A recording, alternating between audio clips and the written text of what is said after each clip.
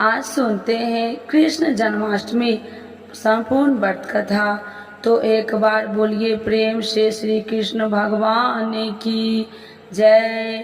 वासुदेव श्री कृष्ण की जय। देवकी माता की जय।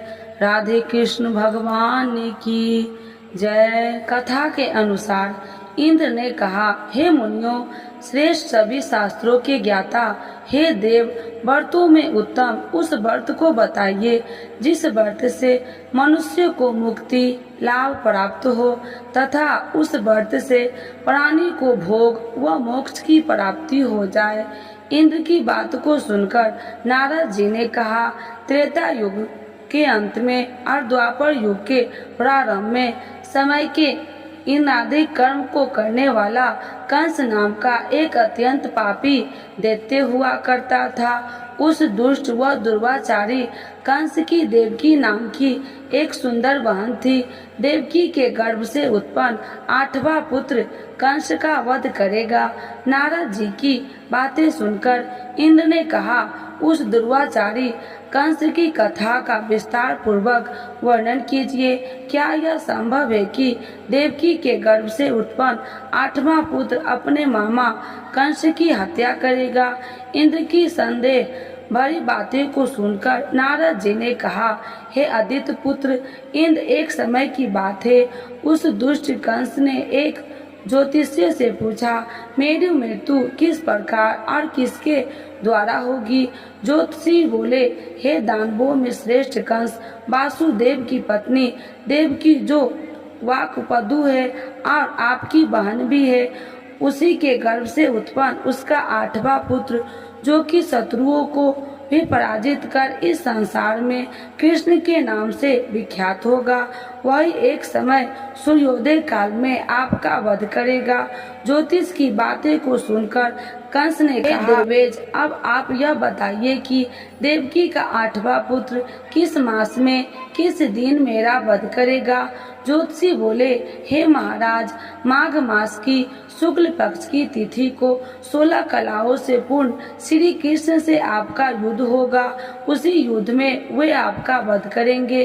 इसीलिए हे महाराज, आप अपनी रक्षा यत्न पूर्वक करें। इतना बताने के पश्चात नारद जी ने इंद्र से कहा, ज्योतिषी द्वारा बताए गए एक समय पर ही कंस की मृत्यु कृष्ण के हाथ निसंदेह होगी।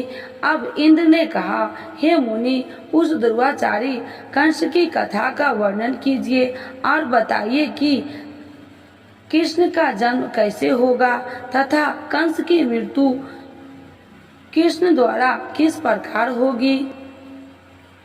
इंद्र की बात को सुनकर नारद जी ने पुनः कहना प्रारंभ किया। उस दुर्वाचारी कंस ने अपने एक द्वारपाल से कहा, मेरी इन प्राणों से प्रिय बहन की पूर्ण सुरक्षा करना। द्वारपाल ने कहा, ऐसा ही होगा। कंस के जाने के पश्चात उसकी छोटी बहन दुखित होते हुए जल लेने के बहाने घड़ा लेकर तालाब पर गई। उस तालाब के किनारे एक वृक्ष के नीचे बैठकर देवकी रोने लगी। उसी समय एक सुंदर स्त्री जिसका नाम यशोदा था, उसने आकर देवकी से प्रिय वाणी से कहा, हे देवी, इस प्रकार तुम क्यों विलाप कर रही हो? अपने रोने का कारण मुझसे बताओ। तब दुखी देवकी ने यशोदा से कहा, हे बहन, नीच कर्मों से आसक्त दुर्वाचारी मेरा ज्येष्ठ भ्राता कंस है। उस दुष्ट भ्राता ने मेरे कई पुत्रों का वध कर दिया है। इस समय मेरे गर्भ में 8वां पुत्र है, वह इसका भी वध कर डालेगा, क्योंकि मेरे ज्येष्ठ भ्राता को यह भय है कि मेरे 8वें पुत्र से उसकी मृत्यु अवश्य होगी। देवकी की बातें सुनकर यशोदा ने कहा, हे बहन, विलाप मत करो, मैं भी गर्भवती हूँ। यदि मुझे कन्या हुई तो तुम अपने पुत्र के बदले उस कन्या को ले लेना। इस प्रकार तुम्हारा पुत्र कंस के हाथों मारा नहीं जाएगा।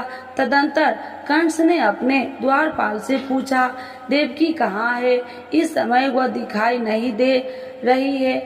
तब द्वारपाल ने कंस से नम्रता वाणी ने कहा, हे महाराज, आपकी बहन जल लेने तालाब पर गई हुई है। यह सुनते ही कंस क्रोधित से हो उठा और उसे द्वारपाल को उसी स्थान पर जाने को कहा जहां वह गई हुई है। द्वारपाल की दृष्टि तालाब के पास देवकी पर पड़ी। तब उसने कहा कि आप किस कारण से यहाँ आई है। उसकी बातें सुनकर देवकी ने कहा, मेरे घर में जल नहीं था, मैं जल लेने जलाशय पर आई हूँ। इसके पश्चात देवकी अपने घर की ओर चली गई। कंस ने पुनः द्वारपाल से कहा कि इस घर में मेरी बहन की तुम पूर्णतः सुरक्षा करो। अब कंस को इतना भय लगने लगा कि घर के भीतर दरवाजे में विशाल ताले बंद करवा दिए और दरवाजे के बाहर दैत्य और राक्षसों को पहरेदारी के लिए नियुक्त कर दिया। कंस हर प्रकार से अपने प्राणों को बचाने के प्रयास कर रहा था। एक समय सी राशि के सूर्य में आकाश मंडल में जलाधारी मेघों में अपना प्रभुत्व स्थापित किया। भादो मास की कृष्ण पक्ष की अष्टमी तिथि को घनघोर अर्धरात्रि थी। उस समय चंद्रमा भी विश्व राशि में था। रोहिणी नक्षत्र बुधवार के दिन सौभाग्य योग से संयुक्त चंद्रमा की आधी रात में उदय होने पर आधी रात के अंतर एक घड़ी जब वह जाए तो श्रुति स्मृति पूर्णावक्त फल निसंदेह प्राप्त होता है। इस प्रकार बताते हुए नारद जी ने इंद्र से कहा, ऐसे विजय नामक शुभ मुहूर्त में श्री कृष्ण का जन्म हुआ है और श्री कृष्ण के प्रभाव से ही उसी क्षण वंदीगिरी के दरवाजे स्वयं खुल गए। द्वार पर पहरा देने वाले पहरेदार राक्षस सभी मूर्छित हो गए। देवकी ने उसी क्षण अपने पति वासुदेव से कहा, हे स्वामी, आप निद्रा का त्याग करें और मेरे इस पुत्र को गोकुल में ले जाए और वहाँ इस पुत्र को नंद गोप की धर्म पत्नी यशोदा को दे दे। उस समय यमुना जी पूर्ण रूप से बाढ़ग्रस्त थी, किंतु जब वासुदेव जी बालक श्री कृष्ण को सूप में लेकर यमुना जी को पार करने के लिए उतरे, उसी क्षण बालक के चरणों का स्पर्श होते ही यमुना जी अपने पूर्व स्थिर रूप में आ गई। किसी प्रकार वासुदेव गोकुल पहुँचे और नंद के घर में प्रवेश कर उन्होंने अपना पुत्र तत्काल उन्हें दे दिया और उसके बदले में उनकी कन्या ले ली। वे तत्काल वहां से वापस आकर कंस के वंदीगिरी में पहुंच गए। प्रातः काल जब सभी राक्षस पहरेदार निद्रा से जागे तो कंस ने द्वारपाल से पूछा कि अब देवकी के गर्भ से क्या हुआ है, इस बात का पता लगाकर मुझे बताओ। द्वारपाल ने महाराज की आज्ञा को मानते हुए कारागार में जाकर देखा तो वहां देवकी की गोद में एक कन्या थी, जिसे देखकर द्वारपालों ने कंस को सूचित किया, किंतु कंस को तो उस कन्या से भय होने लगा। अतः वह स्वयं कारागार में गया और उसने देवकी की गोद से कन्या को झपेट लिया और उसे एक पत्थर की चट्टान पर पटक दिया, किंतु वह कन्या विष्णु की माया से आकाश की ओर चली गई और अंतरिक्ष में जाकर विद्युत के रूप में प्रवाहित हो गई। उसने आकाशवाणी कर कंस से कहा, हे दुष्ट, तुझे मारने वाला गोकुल में नंद के घर में उत्पन्न हो चुका है और उसी से तेरी मृत्यु सुनिश्चित है। मेरा नाम तो वैष्णवी है, मैं संसार के कर्ता भगवान विष्णु की माया से उत्पन्न हूँ। इतना कहकर वह स्वर्ग की ओर चली गई। वह आकाशवाणी को सुनकर कंस क्रोधित हो उठा। उसने नंद के घर से पूतना राक्षसी को कृष्ण का वध करने के लिए भेजा, किंतु वह राक्षसी कृष्ण को स्तनपान कराने लगी तो कृष्ण ने उसके स्तन से उसके प्राणों को खींच लिया और वह राक्षसी कृष्ण कृष्ण कहते हुए मृत्यु को प्राप्त हो गई। जब कंस को पूतना की मृत्यु का समाचार प्राप्त हुआ तो उसने कृष्ण के वध करने के लिए क्रमशः कैसी नामक दैत्य को अश्व के रूप में, उसके पश्चात अरिष्ट नामक दैत्य को बैल के रूप में भेजा, किंतु ये दोनों भी कृष्ण के हाथों मृत्यु को प्राप्त हुए। इसके पश्चात कंस को काल यखाय नामक दैत्य को कौवे के रूप में भेजा, किंतु वह भी कृष्ण के हाथों मारा गया। अपने बलवान राक्षसों की मृत्यु के आघात से कंस अत्यधिक भयभीत हो गए। उसने द्वारपालों को आज्ञा दी कि नंद को तत्काल मेरे समक्ष उपस्थित करो। द्वारपाल नंद को लेकर जब उपस्थित हुए तब कंस ने नंद से कहा कि यदि तुम्हें अपने प्राणों को बचाना है तो पराजित से पुष्प ले जाओ, यदि तुम नहीं लाए तो तुम्हारा वध निश्चित है। कंस की बातों को सुनकर नंद ने ऐसा ही होगा कहा और अपने घर की ओर चल गए। घर आकर उन्होंने संपूर्ण वृत्तांत अपनी पत्नी यशोदा को सुनाया, जिसे श्री कृष्ण भी सुन रहे थे।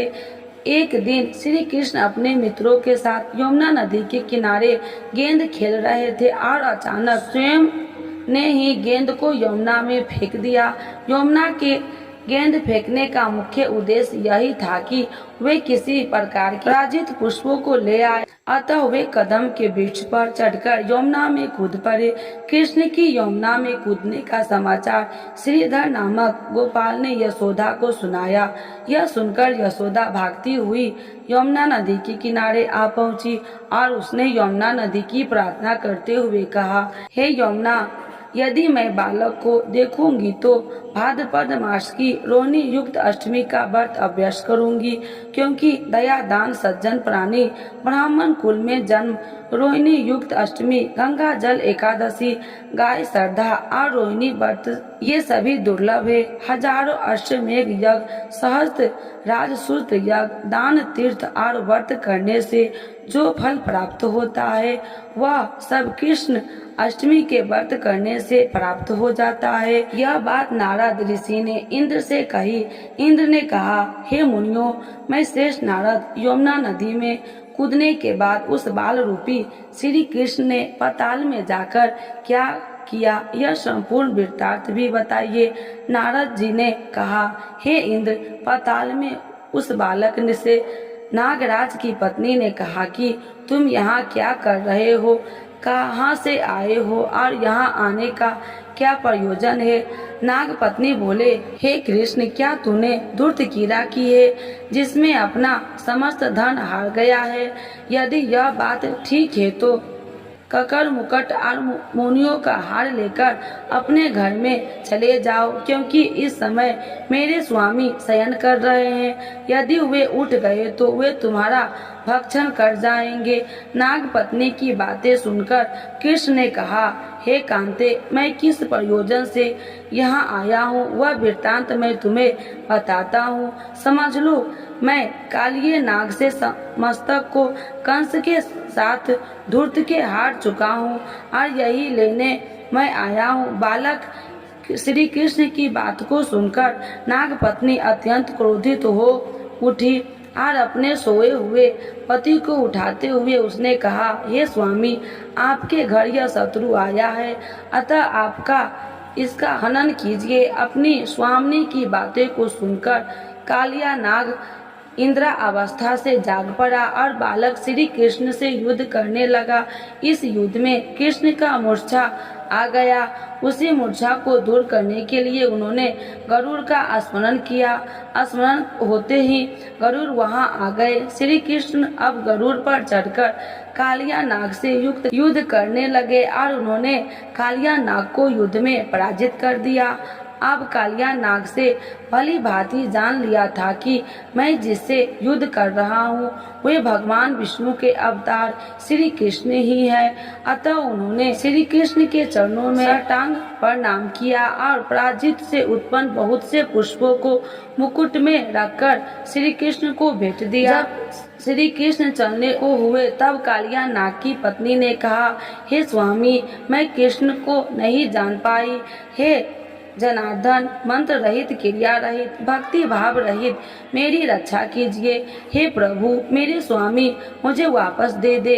तब श्री कृष्ण ने कहा कि हे सर्पिणी, दैत्यों में जो सबसे बलवान है उस कंस के सामने मैं तेरे पति को ले जाकर छोड़ दूंगा, अन्यथा तुम अपने घर को चली जाओ। अब श्री कृष्ण की कालिया नाग के फन पर नृत्य करते हुए यमुना के ऊपर आ गए। तदंतर कालिया को फुफकार से तीनों लोकों में कामपयन हो गए। श्री कृष्ण कंस की मथुरा नगरी को चले गए। वहाँ कमल पुष्पों को देखकर यमुना के मध्य जलाशय में वह कालिया सर्प भी चला आया। इधर कंस की विस्मित हो गए तथा श्री कृष्ण प्रश्नचित्त होकर गोकुल लौट आए। उनके गोकुल आने पर उनकी माता यशोदा ने विभिन्न प्रकार के उत्सव किए। अब इंद्र ने नारद जी से पूछा, हे महामुने, संसार के प्राणी बालक श्री कृष्ण के आने पर अत्यधिक आनंदित हुए। आखिर श्री कृष्ण ने क्या क्या चरित्र किया है, यह सब आप मुझे बताने की कृपा करें। नारद जी ने इंद्र से कहा, मन को हरने वाला मथुरा नगर यमुना नदी के दक्षिण भाग में स्थित है। वहाँ कंस का महाबलशाली भाई चारुन रहता है। उस चारुन ने श्री कृष्ण के मल्ल युद्ध की घोषणा की है। वे, हे इंद्र, श्री कृष्ण एवं चारुन का मल्ल युद्ध अत्यंत आश्चर्यजनक था। चारुन की अपेक्षा श्री कृष्ण बाल रूप में थे। मेरी शंख और मृदक के शब्दों के साथ कंस और कैसी इस युद्ध को मथुरा की जन सभा को मध्य में देख रहे थे।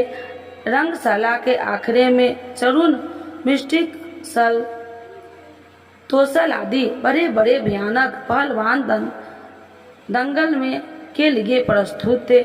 महाराज कंस अपने बड़े बड़े नागरिकों तथा मंत्रियों के साथ उच्च मंच पर विराजमान थे। रंगशाला में प्रवेश करते ही श्री कृष्ण ने अनायास की धनुष को अपने बाएं हाथों से उठा लिया। पलक झपकते ही सबके सामने उसकी डोरी चढ़ा दी और डोरी को ऐसे खींचा कि वह धनुष भयंकर शब्द करते हुए टूट गया। धनुष की रक्षा करने वाले सारे सैनिक को दोनों भाइयों ने ही मार गिराया। लाल पीड़ा का वध कर श्री कृष्ण ने उसके दोनों हाथों को उखाड़ लिया और उसके महावत एवं अनेक दुष्टों का संहार किया।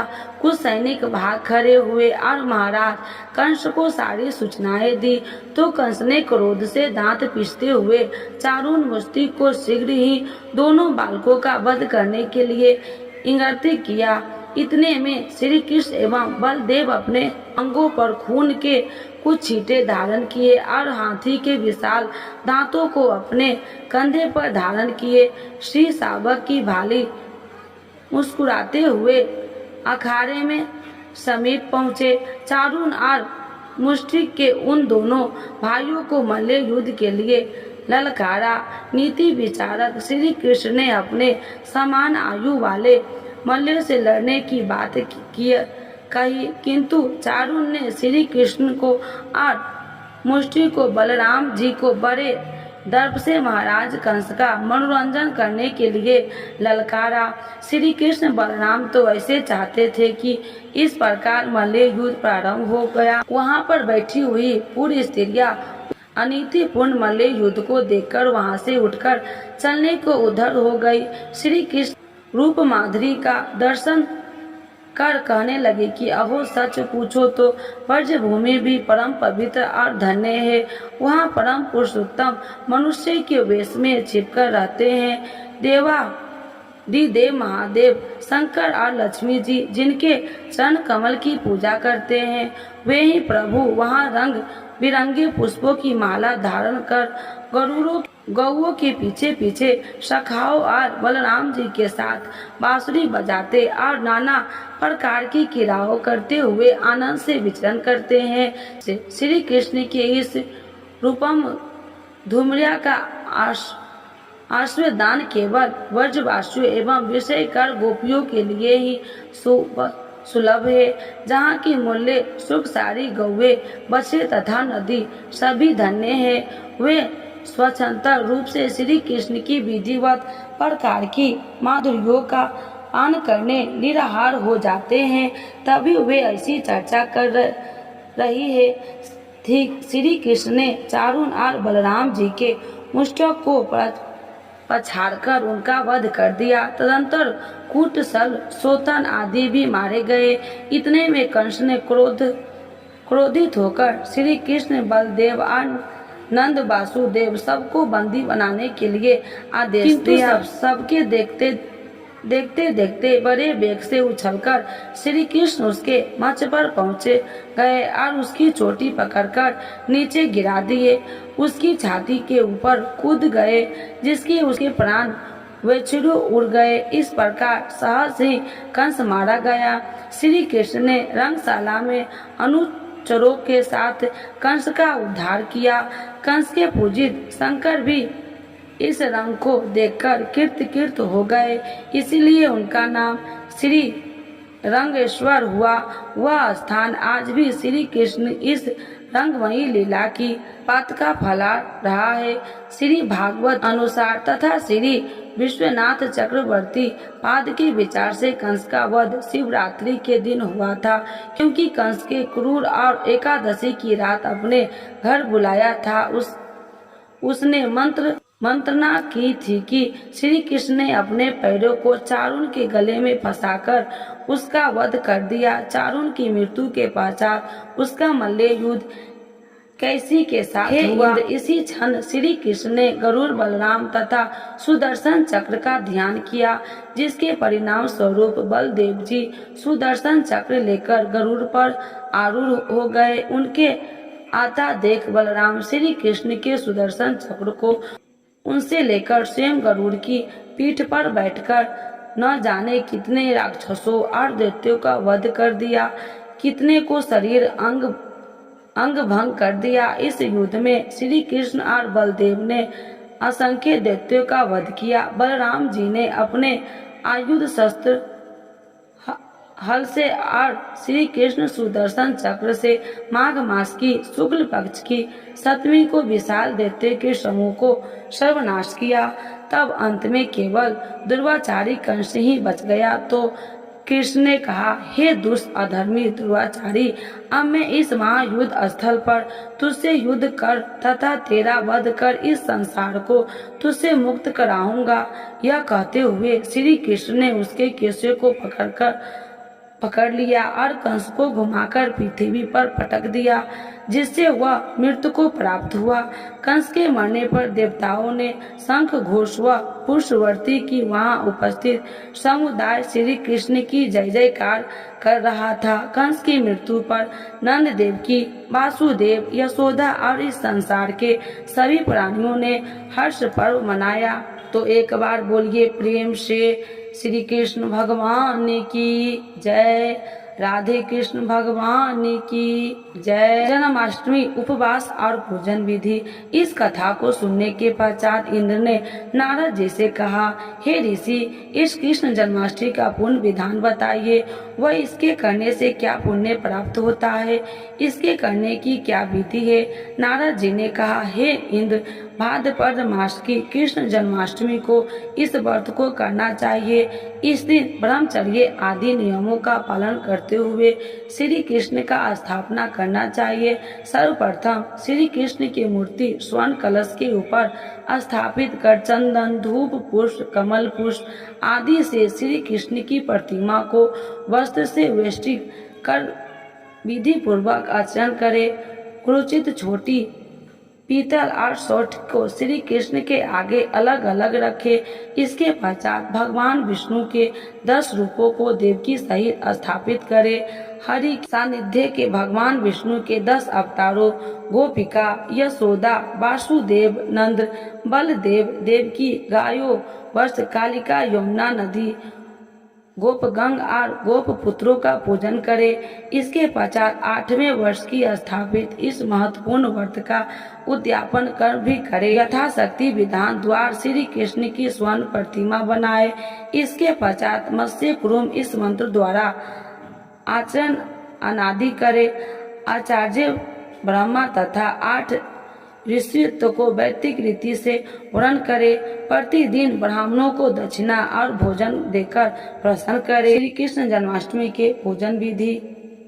उपवास के पूर्व रात्रि का हल्का भोजन करे और ब्रह्मचर्य का पालन करे। उपवास के दिन प्रातःकाल स्नान आदि नित्य कर्मों से निवृत्त हो जाए। पश्चात सूर्य को सोम, यम, कमल, संधि, भूल पर्व दिक्पदी भूमि आकाश खेचर अमर और ब्रह्मादि को नमस्कार कर पूर्व उत्तर मुख बैठे। इसके बाद जल फल कुश और गंध लेकर संकल्प करे। अब मध्याह्न के समय काले तिल जल से स्नान करे। देवकी जी के लिए सूतिका गृह नियम करे। तत्पश्चात भगवान श्री कृष्ण की मूर्ति या चित्र स्थापित करे। मूर्ति ने बालक श्री कृष्ण को स्थापना कराती हुई देवकी हो और लक्ष्मी जी के उनके चरणों में स्पर्श किए हो अथवा ऐसे भाव से इसके बाद विधि विधान से पूजन करे। पूजन में देवकी वासुदेव बलदेव नंद यशोदा लक्ष्मी कृष्ण जन्माष्टमी के पूजन का फल जो व्यक्ति जन्माष्टमी के व्रत को करता है वह ऐश्वर्य और मुक्ति को प्राप्त करता है। आयु कीर्ति यश लाभ पुत्र व पौत्र को प्राप्त कर इसी जन्म को सभी प्रकार के सुखों को भोगकर अंत में मोक्ष को प्राप्त होता है। जो मनुष्य भक्ति भाव से श्री कृष्ण की कथा को सुनते या पढ़ते हैं उनके समस्त पाप नष्ट हो जाते हैं, वे उत्तम गति को प्राप्त होते हैं।